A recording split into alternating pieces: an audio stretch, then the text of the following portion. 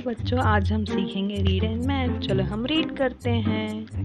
DOG dog, क्या ये dog है? नो। क्या ये डॉग है? यस। हम इसको मैच करते हैं। यूएस बस, क्या ये बस है? नो।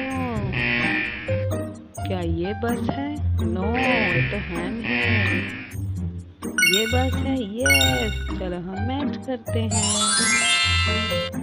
HEN हैन, अब हैन, क्या ये हैन है?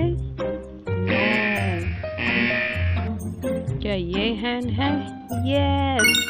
चलो बच्चों मैच करते हैं। Very good. BAG बैग, क्या ये बैग है? यस। चलो हो गई मैच। कैप, CAP कैप, क्या ये कैप है? यस। चलो मैच करते हैं। PIG पिग, क्या ये पिग है? नो। क्या ये पिग है? नो। क्या ये पिग है? नो, ये तो पिन है। तो क्या ये पिग है? हाँ यही है। चलो बच्चों मैच करते हैं। PIG pig. NET नेट, क्या ये नेट है? नो। क्या ये नेट है? यस।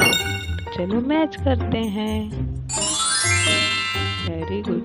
PIN पिन, क्या ये पिन है? यस। चलो मैच करते हैं। SQN सन, क्या ये सन है? यस। तो चलो मैच करते हैं। देखो बच्चों, मज़ा आया? चलो जल्दी से लाइक करो, शेयर करो एंड सब्सक्राइब करना मत भूलना। Thanks for watching. बाय।